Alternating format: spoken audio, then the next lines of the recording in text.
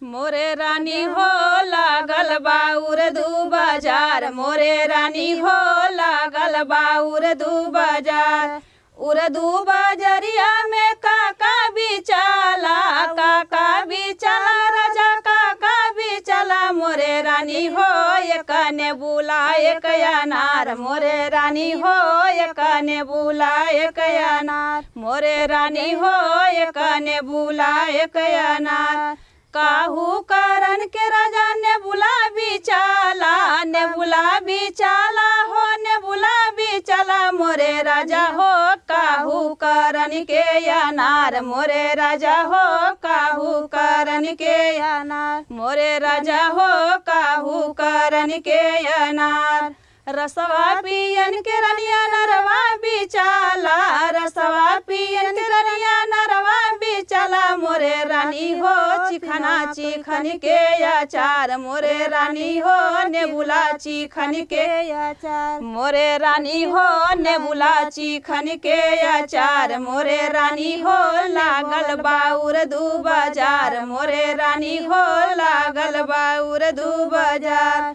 उर्दू बाजरिया में काका बिचाला, काका बिचाला राजा काका बिचाला। मोरे रानी हो एक बुढ़ावा एक जवान, मोरे रानी हो एक ककाही एक रुमाल, मोरे रानी हो एक ककाही एक रुमाल। काहू करन के राजा का कहीं बिचाले, काहू करन के राजा का कहीं बिचाले। मोरे राजा हो काहू करन के रुमाल, मोरे राजा हो काहू करन के रुमाल। बरवा झरन के रानी का कहीं बिचाले, बरवा झरन के रानी का कहीं बिचाले। मोरे रानी हो मुहवा पोछन के रुमाल, मोरे रानी हो मुहवा पोछन के रुमाल। मोरे रानी हो लागल बा उर्दू बाजार, मोरे रानी हो लागल बा उर्दू बाजार।